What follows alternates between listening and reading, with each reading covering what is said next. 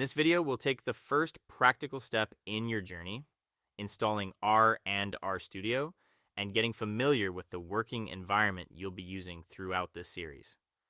This setup is essential, and once it's done, everything that follows will be much smoother.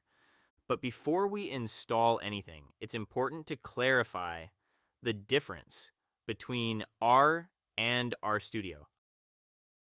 R is the programming language itself. It is the engine that performs calculations, statistical analyses, and data manipulation.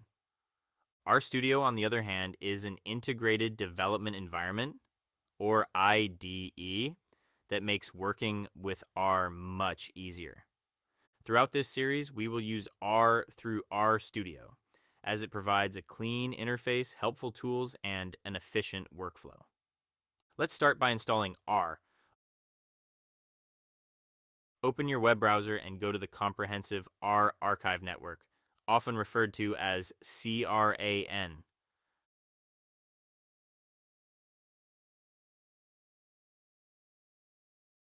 From here, select the version of R appropriate for your operating system, whether you're using Windows, Mac OS, or Linux. Follow the installation instructions for your system, accepting the default settings unless you have a specific reason to change them. Once installation is complete, R will be available on your computer, but we'll primarily access it through RStudio. Next, we'll install RStudio. Navigate to the RStudio website and download the free desktop version of RStudio for your operating system. Just like with R, follow the installation steps using the default options. Once installation is complete, open RStudio. This is the environment you'll use for all analyses, coding, and visualizations in this series.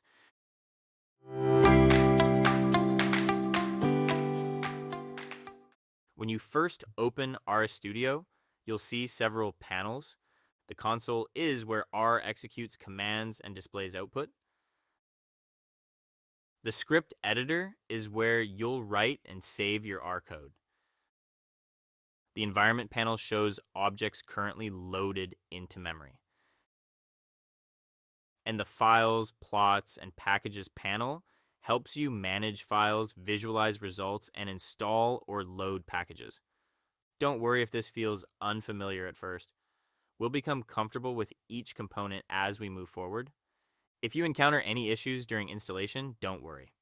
This is common, especially the first time. In the video description, you'll find links and resources to help troubleshoot common problems. Once R and RStudio are installed successfully, you're ready to begin working with data. In the next video, we'll start working inside RStudio and cover the basics of R syntax, data types, and how R thinks about data. If you haven't already, subscribe to the channel so you can follow the series step by step. I'll see you in the next lesson.